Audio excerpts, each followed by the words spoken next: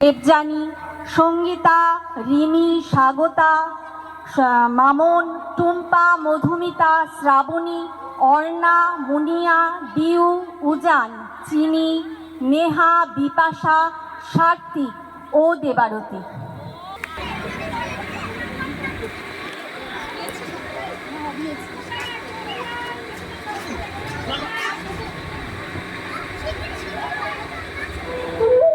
আমি প্রফুল্ল। আপনারা কেউ কি চেনেন আমায়? আর চিনবেনই বা কি করে? এই প্রফুল্ল নামে তো কত সহস্র মেয়ে আছে। তাদের মধ্যে কেউ বা শিশু, কেউ বা যুবতী, কেউ বা সুখী, আবার কেউ বা অসুখী। এই ধরুন আমার মতো একা বিধবা মা।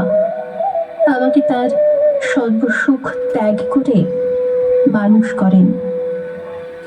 বিবাহযোগ্যা হলাম আমি। আর পাত্র বিশাল জমিদার হরবল্লভ মশাইয়ের পুত্র।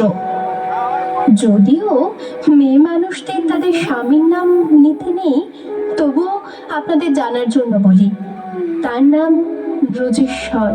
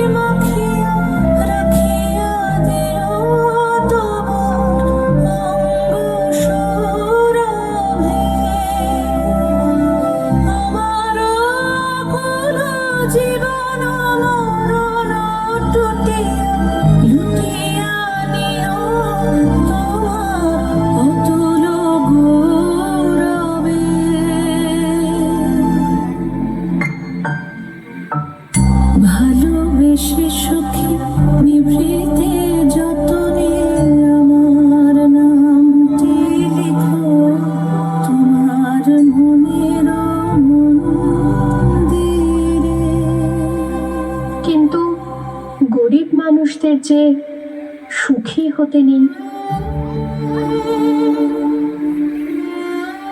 এটাই তো বিধাতার লিখন। প্রতিবেশীদের কুমন্ত্রণায় আমার মা হলেন চরিত্রহীন জমিদারের কাছে। বিয়ের রাতেই পাকল গন্ডগোল। আমার শ্বশুর পরিত্যাগ করলেন আমায় নানা কুকথা বলে।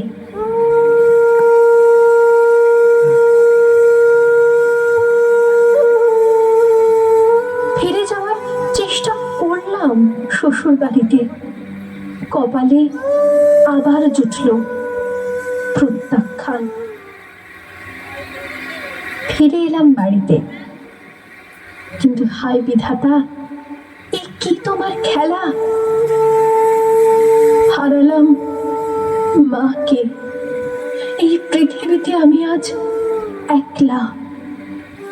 এখন আমি কোথায় যাই, কি করি, কিচ্ছু জানি না।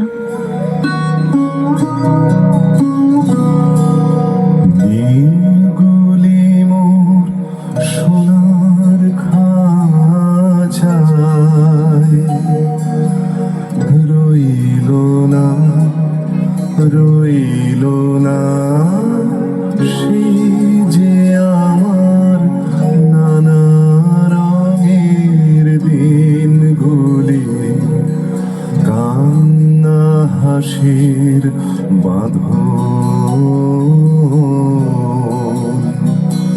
তারা সইল না, সইল না সেই যে আমার নানা রঙের দিনগুলি।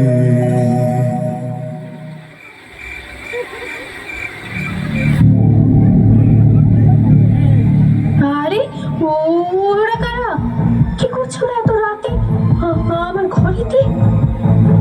দিকে এগিয়ে আসছে কেন ওরা?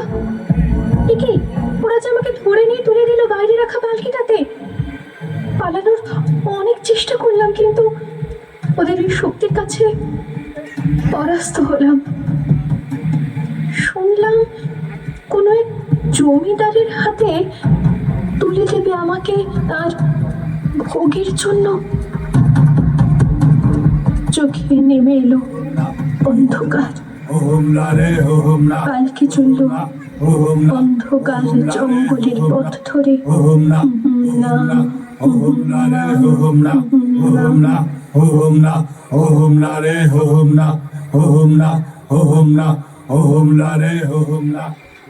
পরিসমাপ্তি হলো প্রফুল্লের।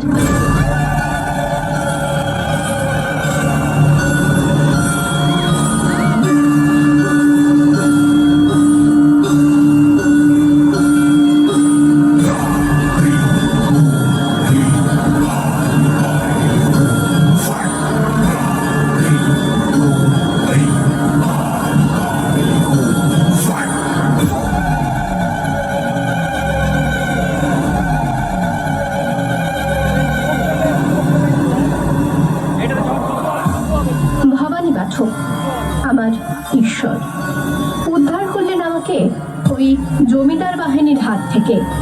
যদিও তিনি নিজেও ছিলেন এক ভয়ঙ্কর দস্যু, সন্তানের মতো গড়ে তুললেন আমাকে। শিক্ষা গ্রহণ করলাম বিভিন্ন বিষয়ে।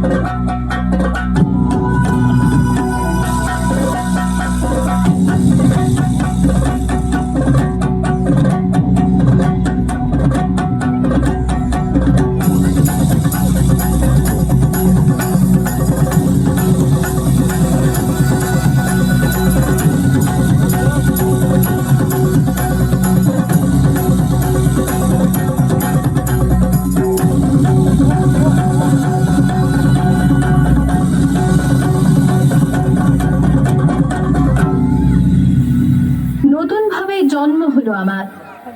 দেবী চৌধুরানী রূপে রুখে দাঁড়ালাম গরিবের সপক্ষে, ধনীর বিরুদ্ধে। দেখা দে কারবার জন্মের প্রথম শুভক্ষণ।